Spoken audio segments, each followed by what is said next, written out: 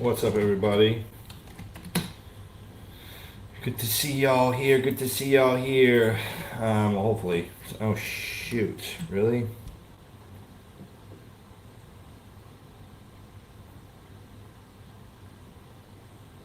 Okay, good. All right. So, if anybody has any questions, sorry, it's kind of like bonked out there. If anybody has any questions, uh, let's get them on here. Let me see here. Okay. So, yeah, if anybody has any questions, please put them on here. I just have to share this. Okay.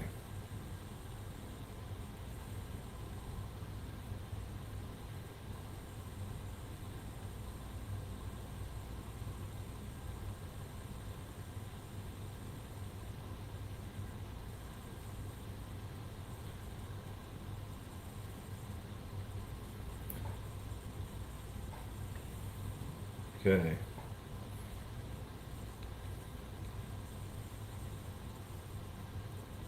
All right. So, we're gonna do here is whoever can give me the best story as a final expense agent, the best thing that you've ever encountered. That's what I'm gonna get. That's what's gonna win $100. So your best story that has to do with insurance. It can be, um, it can be like absolutely anything to do with insurance. I don't care. I don't care what it is. Um, it can be like the coolest story you've had. It can be like coolest objection you overcame, the coolest experience you've had, the funniest thing. Like just give me a crazy story that has to do with your final expense career, and let me know.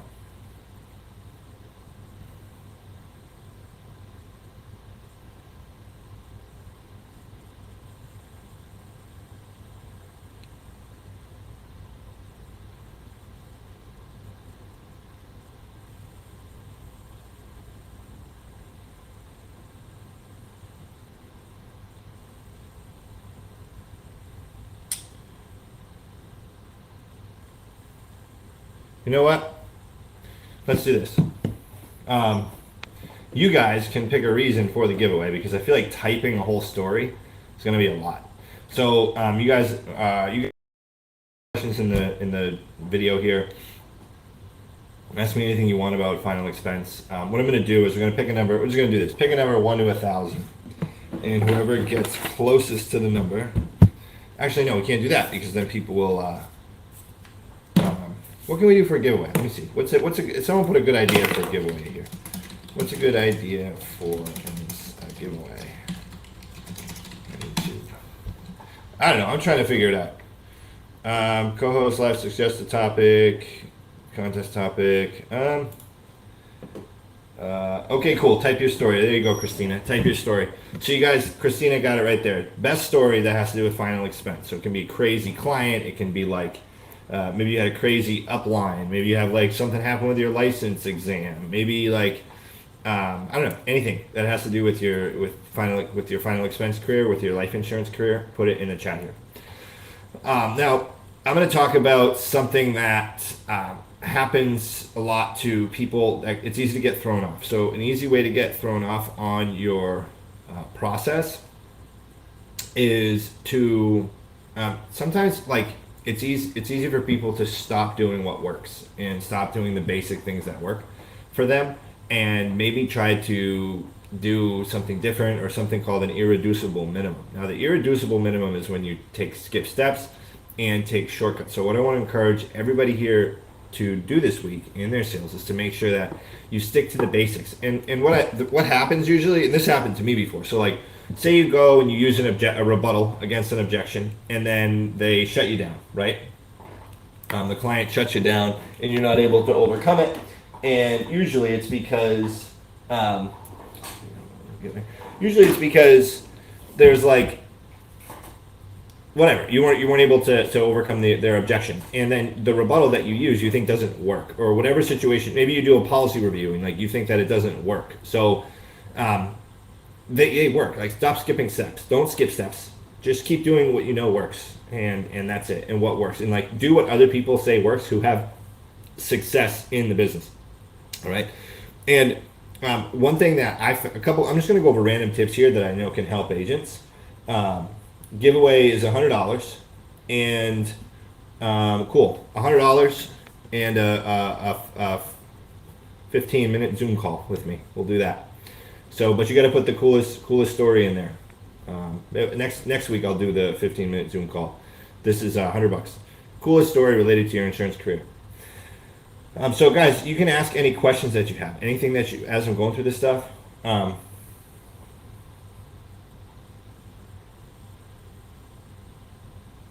Okay, so you can remember social. Okay.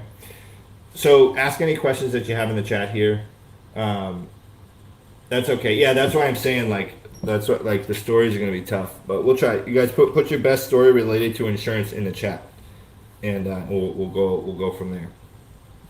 So you don't skip steps. Another one, be as efficient as you can with your calls, because I see a lot of people, and I used to do this, like just we can find anything to do in the day except work, and distractions very easily come up. So when you are in the grind mode, when you're trying to establish yourself as an insurance agent, make sure that at all times of the day you're either making a call, you're on a presentation, something like that.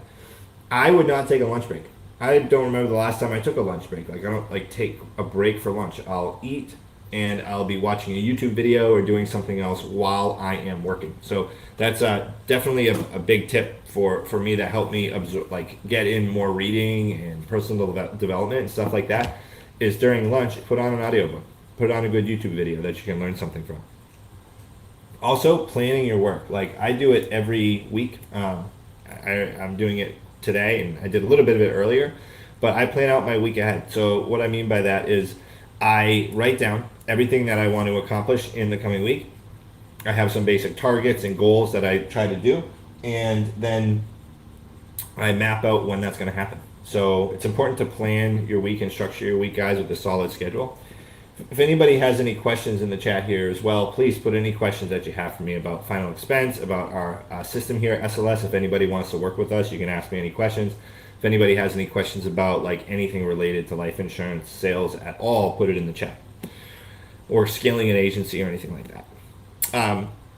Write down your goals every single day. Write down exactly what it is you want to accomplish. Because like right now, I mean, geez, my team's doing just about 300,000 AP a week, and it's pretty cool to see like the growth. And like I've just been writing these goals down forever. And like thoughts become things, guys.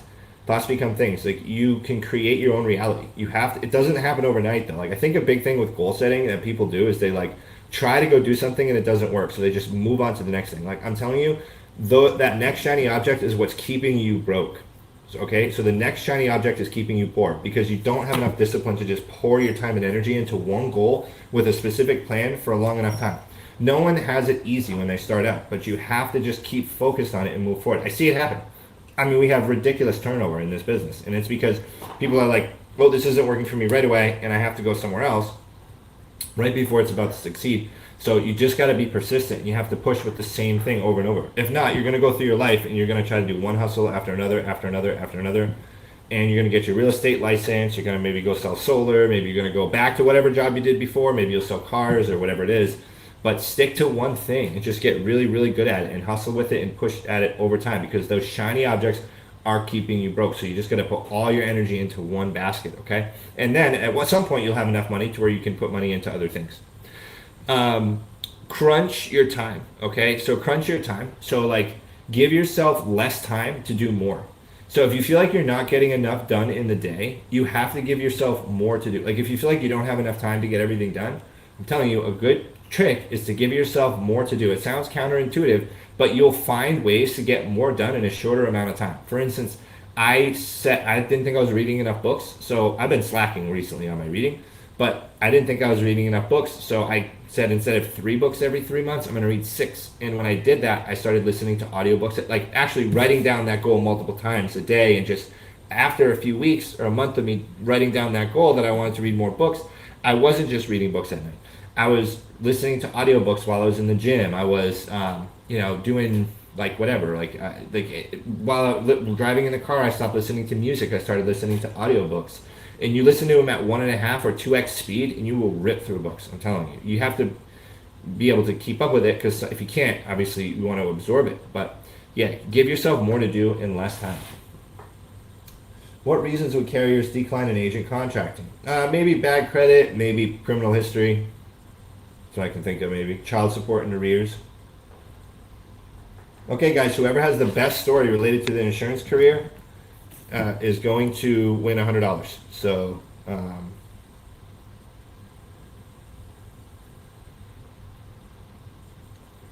here I'm texting about this.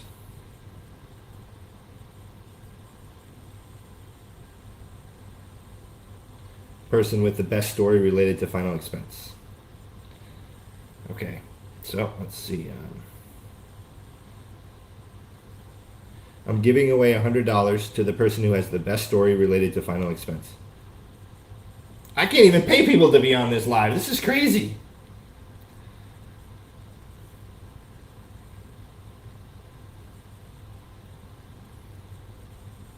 All right. Well, for 3.5 months, was about ready to give up on this lady. Wow. That's awesome. Good stuff. Wow, her dad just had a heart attack. Jeez, Jose. Do I hire in Colorado? Yep. I don't. I can't hire outside of Florida, but our agent, our IMO does.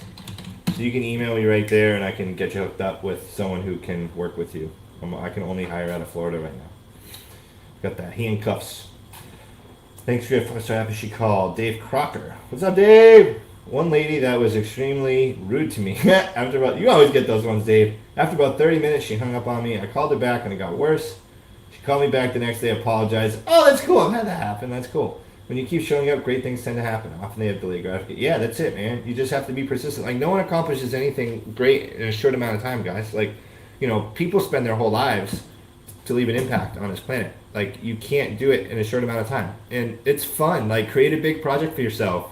You know, just do something big and just set your goals to do something big. Like, why would you even shoot small if there's possibility that you could do something big? You know, like, I don't know. I don't get that. Like, don't shoot small. Shoot for something massive and go for it. Like, why not? I mean, if you're going to shoot for something small, you're going to get it. If you're going to shoot for something big, worst case, you end up getting something small anyway, right? So at least go for the big stuff. And, like, it's okay to want to have money. There's nothing spiritual about being broke, right? There's nothing like, it's okay to want to go, like, pursue your goals and dreams and, like, have a Lamborghini, whatever. Or, like, use the money to go donate. We ran a dog wash fundraiser today. You know, it's cool to have money to go donate to help some puppies and stuff. So it's okay to, like, want to push and create something big and massive for yourself. Don't let people in your life who already gave up on their goals convince you to give up on yours and convince you that they're not worth it. She contacted me to try to get his policy back. Oh, wow. Yeah, jeez, yep. Wish you would have just kept it. Sad part is went to her house and noticed 2 cars. Yeah.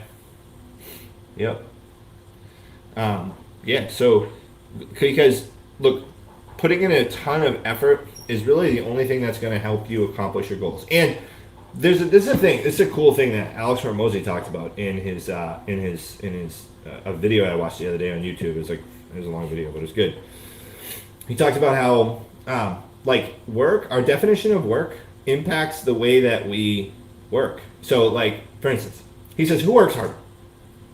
The guy who works 10 hours a week making $1 million a year, or the guy working 70 hours a week making $100,000 a year. If we define work as effort over time, right? Work is force over distance. That's the physics definition.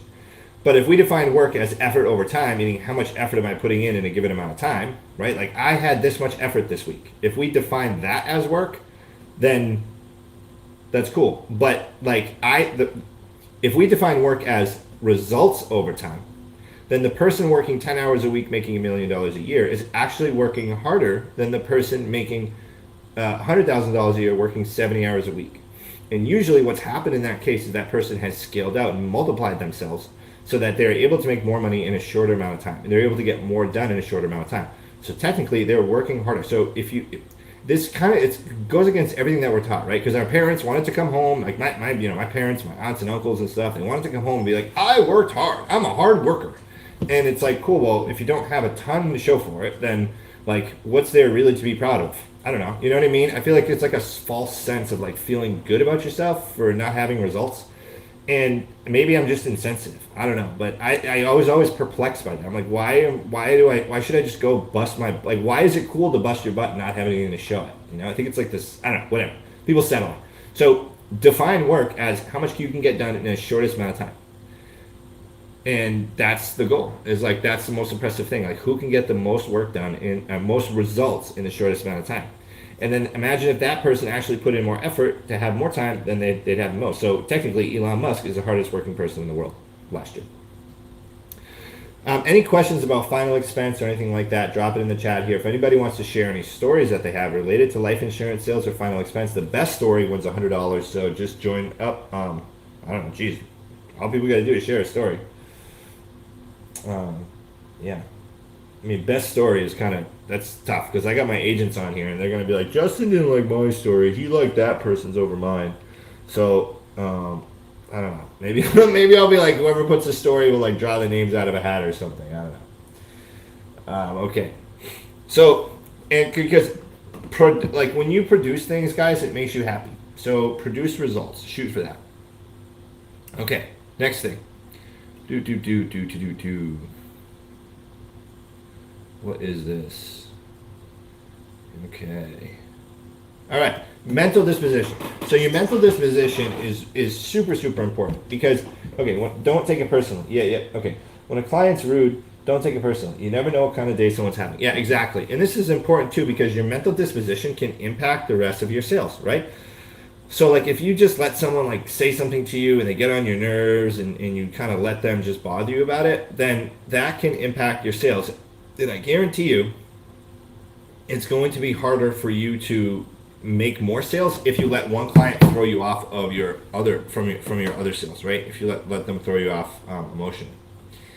Anybody have any questions about anything they ran into this week in their sales, or questions about carriers, or questions about leads, or questions about anything like that? Please let me know.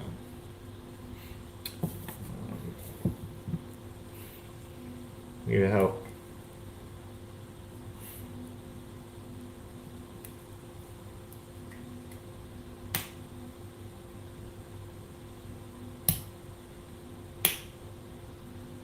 Well, I guess we'll talk about where we're at now. The State of the Union address, I guess, with my team. And if you guys have any questions, we can go from there. I'll talk about like where we're at now. At this point, my team's doing really, really well. I mean, we're consistently hitting we're just under 300,000 AP a week, which is really, really cool to see. It's pretty incredible. We've had almost 200%. We've doubled, actually 100% growth year over year. More than that. I think it was like 130% growth or something year over year. I looked at someone sent me a picture the other day. So it's pretty incredible. And I can only attribute it to the hard work that my agents are putting in. And they're every day on the phone. It's pretty overwhelming for me and it's hard. And I'm at a tough point. I'm like a weird spot in my career now because I have 130 agents on my roster. And some of you guys may be like, that's not many. It is though when we expect everyone to put in like a full-time. So all my agents are putting in a full-time effort. And most of them, and they all commit to have a full-time effort. And if they don't produce for a couple weeks and they kind of like fall off, we just terminate them. So we're not one of those IMOs that just keeps people on forever. We don't like mass hire part-time and everything else. So Justin, how's it going? Just got notification like, hey, what's going on? Yeah. So if anybody wants to share the best story they have related to final expense telesales, just drop it in the chat. Or related to final expense, or like any cool, funny, crazy story they have related to like that has to do with their insurance career, put it in the chat. Craziest thing I had ever happen to me was my third appointment when it was face to face. I go into this woman's house, I knock on the door, she tells me to come in, and she's sitting on the couch with no clothes on. So it was pretty wild. She was like 78 years old, and I quickly just ended the meeting, and it was pretty weird. So that was the wildest thing that ever happened to me in final expense. That really sticks out. But yeah, so we got 130 something agents. Yeah, it was nuts. Christina, I was like, this is like insane. So 130 agents, and it's tough for me because like I want to be everything for everybody, but I can't, and it's hard because I went from putting in a crazy amount of effort every week, every day for a long time, and now a lot of it's kind of rationed out, and I kind of feel almost overwhelmed when I go to take on any sort of task that has to do with like individual stuff with agents. And the reason I say this because I mean 130 people, so I'm like, okay, I'm going to do one-on-ones this week, and it's like, oh my god, that's over. Well, 100, like, how do I even start, right? Who do I pick from? The producers, the people putting in the most work, because we have a lot of people producing a lot. We have a lot of people putting in a lot of work, right? So it gets to a point when it's like, oh my god, what do we do? My leadership team is doing pretty well financially, so they're making good money, and you know, a lot of that stuff falls on their shoulders too. The people who are helping to grow their teams, and some months from my investment, they actually make more than I do on the direct investment on the team. Now I have other things that I make money off of, so that money's okay, but it's like so I'm reinvesting a lot, so I kind of expect them to take a lot of the workload, and I handle new agent training every day. And if I'm not here, then someone else handles it. But it's weird because I went from working in the business for 50 to 60, 70 hours a week for years to now I'm working on the business. So it's like just, I don't know, it's like a weird thing. Like I feel, it's like I wanted this. This was one of my goals, right? Where I wanted to get to the point where I would have a lot of things rationed out so my responsibilities aren't crazy high on my plate and I'm making money. But now that I'm here, it's not as gratifying as I thought it would be. It's like I kind of enjoy the hustle, and I feel like I didn't set my goal high enough. You know, it's like I'm like, dang, I'm not depressed. I'm just in a weird situation where like I feel like I could do more. I know I can do more, but anything related to the team is kind of it's like at a point where I don't know. I'm just at a weird crossroads. So I'm working on the business, trying to help scale and grow. I think maybe what I can do is just work on helping leaders develop leaders and really pouring into those people, because it's kind of like where I'm at now, like helping people grow and build sales teams. So yeah, we have like 5 leaders, so the people are spread out between 5 leaders and 4 teams and 5 leaders, well 3 teams and 5 leaders because they're kind of the way that it's all structured. And we have a training system that everybody goes through for new agents. So all new agents sit through a training with me Monday through whenever. We get them trained on the greeting, the whole sales presentation, the script. They train on the products, the applications. We train on our CRM. Agents here get a lot more training than like anywhere else that I've seen really and I've ever been. So I think sometimes people take it for granted. I can tell who pays attention, who doesn't, and it's kind of annoying at this point. Like my patience has gotten a lot lower for new people who don't pay attention. And don't have their things done on time, to where I'm just like, yeah, you gotta wait a week, or I'm not gonna cover that again, or here's a video, go figure it out. So I don't know, I'm just kind of there in my career. Sounds weird, but do we have any carriers that will cover our client on dialysis? Yeah, we do. Prosperity Prime Term. Guys, good questions. Like I'm here to answer any questions like that, guys, that you can put in the chat. Any questions, things that you had with sales, any things that you had in I don't know, anything at all related to final expense telesales, just or like just let me know.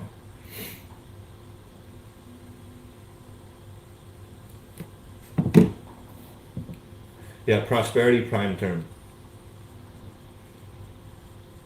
No, I can't get level coverage for dialysis. That if they can, that's no, that that doesn't make any sense. I mean, maybe I highly doubt that though. Doesn't what the Eagle Americo Eagle plan? I don't think it's the Ultra Protector. I don't know. Americo pissed me off. I don't like that company at all. My favorite's American Amicable. Americo's I didn't like Americo. Yeah, Jose, it's not. They don't level benefit. That makes no sense. That makes absolutely no sense. Griffin said guaranteed. Yeah, guaranteed issue America. Maybe they applied level. They got to prove guaranteed issue. Yeah. So I don't know. Anybody have any ideas for me to do for the next step, other than growing leaders? Like I want to grow my channel. This is the thing too. So I'm at a point in my YouTube channel, right, where like I love growing my channel and helping people, and The point of this was to help people and also have it be a source of recruits too. So, because people would be like, hey, this guy provides value and he kind of knows what he's talking about, so maybe I want to work with him. But 90% of the people I get from the channel, I can't work with because they're not in Florida. So now I'm kind of like, with the YouTube thing, I kind of got burnt out on that. So, I'm excited. Like the future's good. Like we're growing and everything's good. I just at a weird place. So it's like all these things that I had as like endeavors are just at like a weird stagnation right now. So I was thinking maybe making a YouTube channel for seniors, like something that would appeal to seniors, or something like that. Yeah. Anybody have any questions? Any any objections you couldn't handle this week, or any I don't know, issues you ran into? Just let me see here.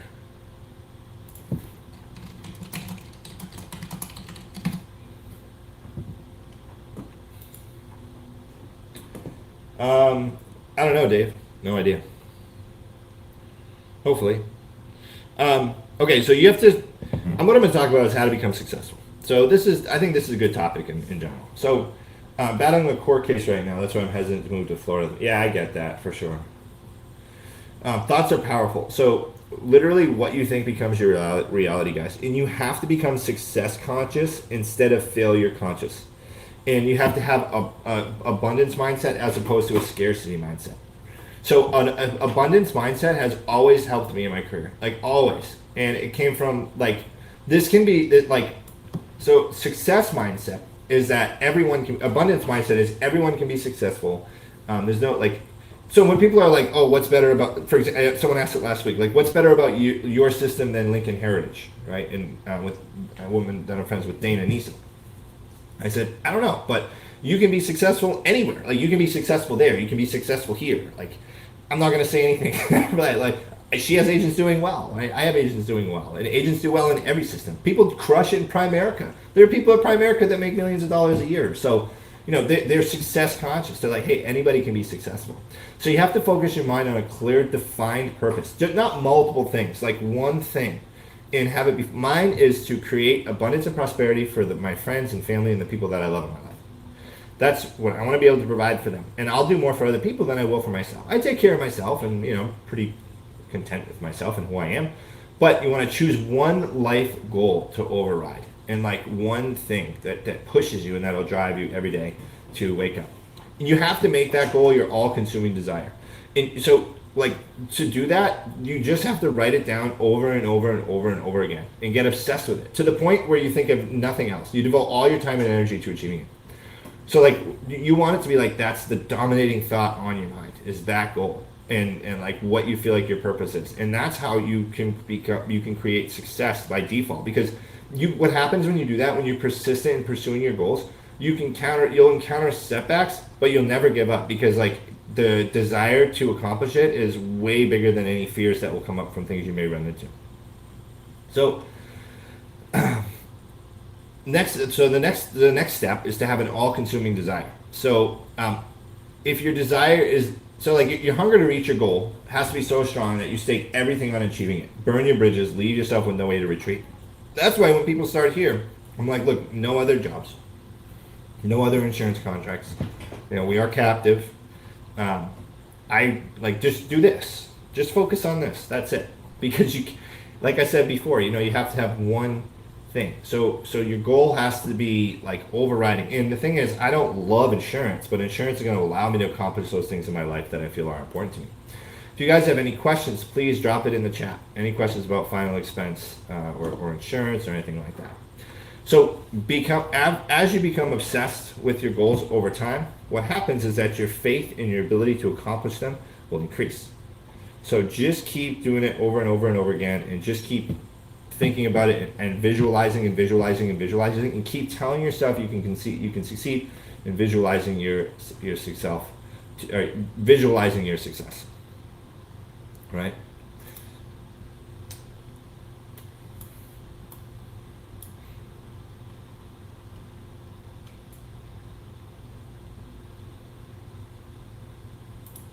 Okay. Any questions here?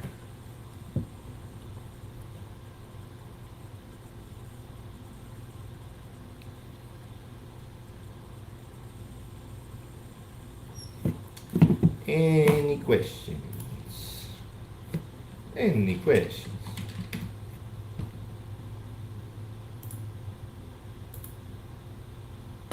Well, I know we don't have many people on here right now. So,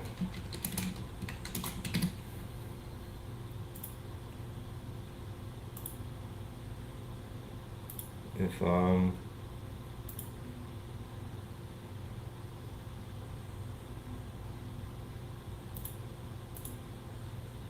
you know of any methods to compartmentalize home and work?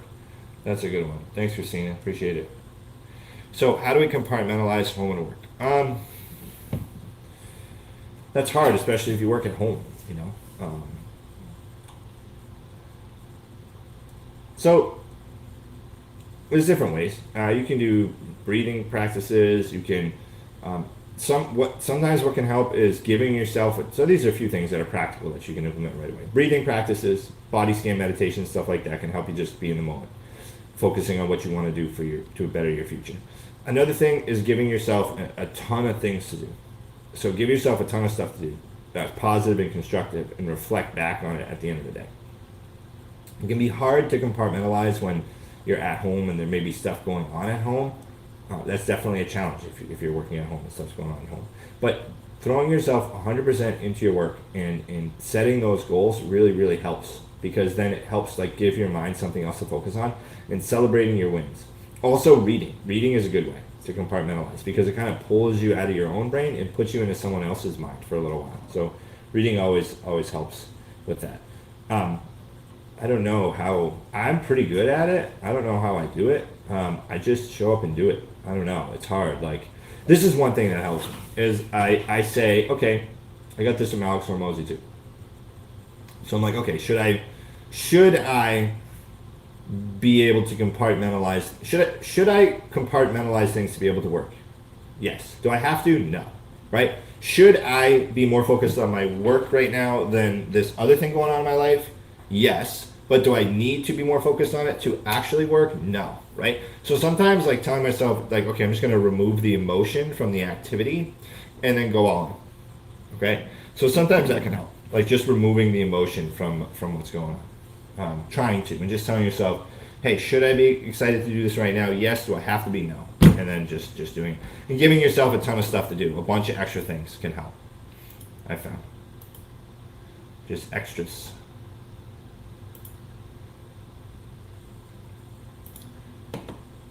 All right. Thanks. Okay, well, looks like Christina won that. Christina had the best story. Christina was a really good follow-up. Good job. And I appreciate you guys. Dave, you had a good story. Christina's was pretty cool. It's some pretty persistent stuff there. So Christina, send me your Zelle information. And I appreciate you guys. Thank you for being here. See you next Sunday.